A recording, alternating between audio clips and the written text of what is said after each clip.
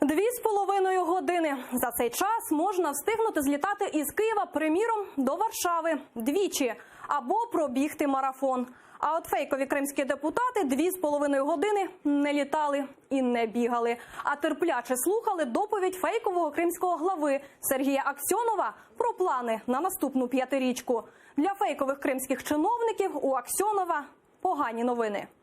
Выполнил чиновник целевые показатели, получил премию. Не выполнил – не получил. Не выполнил еще раз – добро пожаловать на выход.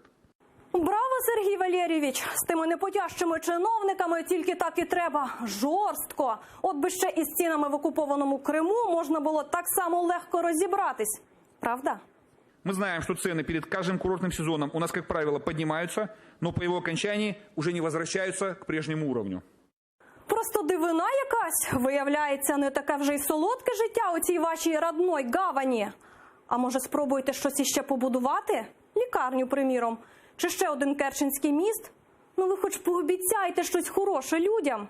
Вам не важко, їм приємно. А обіцяного, як відомо, можна й почекати. По итогам года планируется завершить строительство 92 объектов. В их числе 1 больница, 12 детских садов, 2 школы, 13 дорог, 9 объектов энергетики. Оце так плани. Сам Наполеон позаздрив би. А на дороги гроші залишаться? Такі, щоб асфальт не танув разом зі снігом навесні. І не забудьте про лежачих поліцейських, як у Сімферополі, щоб просто посеред тротуару встановили. Более 128 миллиардов рублей. Конечно, это прежде всего это объекты федеральной целевой программы. Это финансирование строительства трассы Таврида. Общий объем финансирования до 2020 года составляет 90 миллиардов рублей.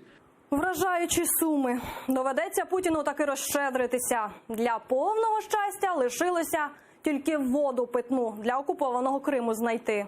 В 2023-2024 годах будет введен в эксплуатацию водовод от Нежинского, Просоринского и Новогригорьевского водозаборов.